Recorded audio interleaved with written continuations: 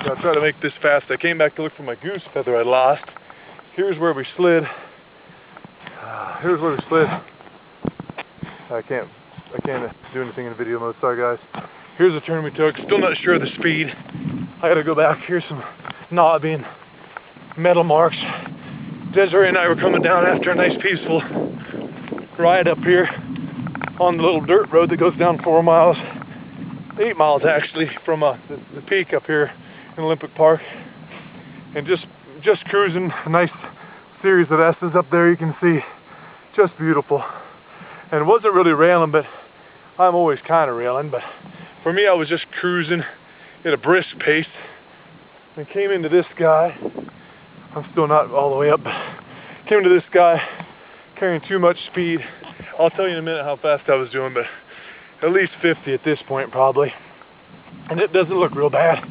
So I'm cruising in here and, you know, start leaning her over and take this sweeper, and then somewhere in here she starts to slide. I lean her over and yeah, she starts to, there's a little rubber. Obviously I'm carrying too much speed. She starts to slide.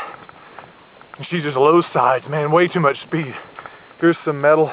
You see some metal on the road, some rubber tracks, and then right there's where she slid off. So I hit the ground. I got some melted gear because my Kevlar is still being resized.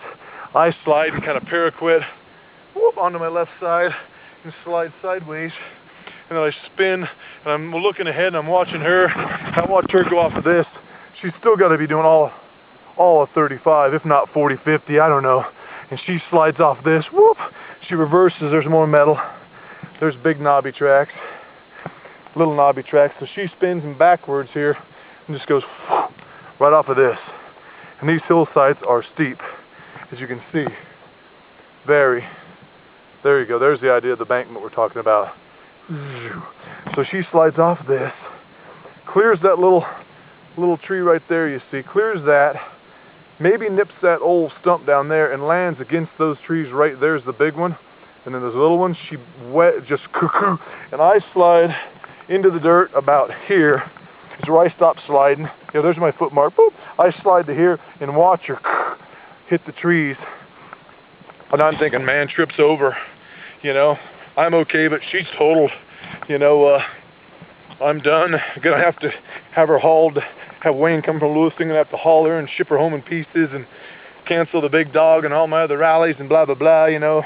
And then I look at her and I'm still thinking it's done. She's pretty bad, but the more I look, the better she looks. So yeah, here's where she came to rest, right here in these trees. Here you can see the steepness of the incline. I'll try to hold the camera level. That's how steep it is. It's pretty steep. So she was laying in these trees upside down, shut off the petcock, got her ass in. Well, I had a guy help me, got the ass in, lifted up a little bit. A guy came by and got her turned so she wouldn't leak fuel, and then he went to get something to help pull her out with, but he never came back. He just called a ranger. I guess he didn't want to involve himself in all this. Can't blame him. Not everybody's up for this, and so I started analyzing stuff, looking for stuff. The tent was down there about 10 yards, laying against that tree, blew the tent right off. The camera I later found, because I had to find the camera here. The camera laid right there.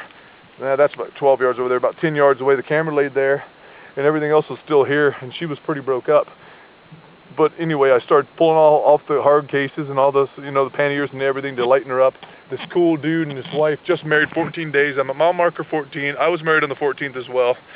And my favorite number is 14 when I motocrossed. My wife's number was 14 when she played. Anyway, a lot of 14s today. So they pull up, they help, they spend the whole afternoon with me helping. He's got 6 mil climbing cord run up. We're climbing up and down on that, working, thinking we're going to use that to pull us out. Someone had called a tow. We denied it, and I said, you know what, it's better, you and I will handle the bike. We'll let the tow truck winch it up. So that's what we did. We got Desiree all stripped, and then up we went, drug her straight up this bank, and I guess I won't find that feather. Well, I'll go at an angle now. It's real loose stuff, and obviously, deep in the daylights. Feel bad because I've torn up some soil here today, that's for sure. Tree-wise, we didn't do much damage, that's good. And so we drug her up. There you go. I wish I could show you guys how steep this sucker is, but whew, there's where she was. So yeah, rear rack. It's completely broke up the stock KLR rack, broke it to pieces, ripped the old Happy Trails, the SU racks right loose from it, broke them off, bent the heck out of that, broke the nut that's welded to the subframe, bent this to heck. I beat this up with a hammer pretty good, caved this one in to the exhaust here, broke that mount as well, destroyed the Osprey. It was leaking all the water out. Broke my fairing, but only at the mount where the back of this fairing bends. The inner fairing, it broke that. The old links is good, so I got her held on with a, oops, sorry, I'm too close, guys. I got her held on with a piece of bungee, so I'll stay back. Broke the inner where she bends and bolts fast. Broke that there. Turn signals are working, lights are working. And I broke the tack line, the line to the tackle lap to reattach.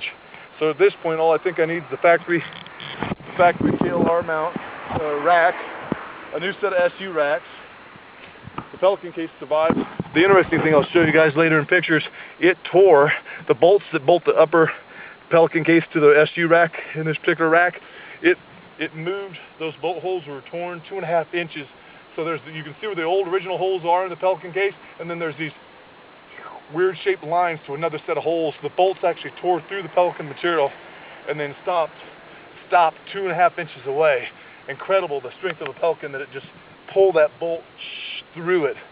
So we did what we could there, took the other one off, blah blah blah, bent her all back to shape. You can see that's my rack hanging there. Not much strength left there. But anyway, subframe will probably have to replace, SU rack and this rack, and I think we're pretty good to go.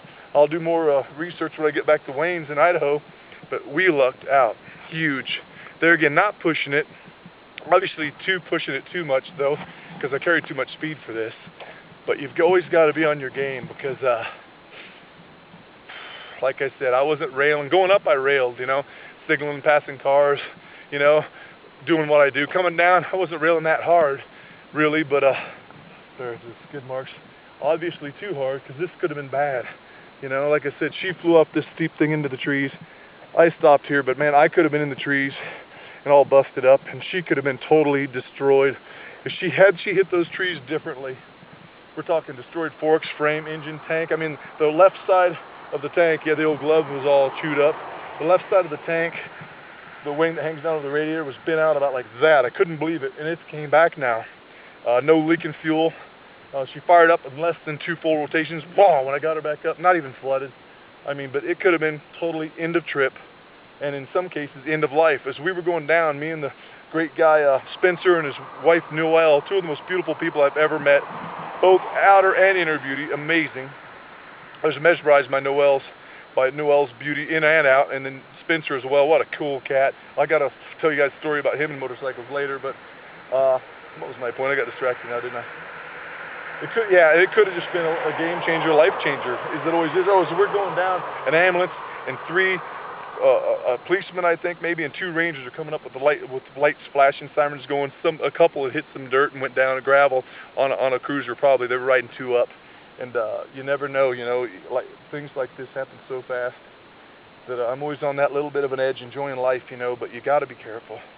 You've got to always be really paying attention. You know, be on that edge, but don't lackadaisically enter a turn too hot and then watch your bike slide off of an edge into the trees, you know. And it's just not cool at all. I'm really thankful. I'll be on my knees in a minute thanking the Great Spirit that this all worked out so good. In a positive note, I could thank him for this incident occurring. I would have never met Noelle and Spencer had I not crashed the bike. They're actually such wonderful people. We had such a wonderful talk.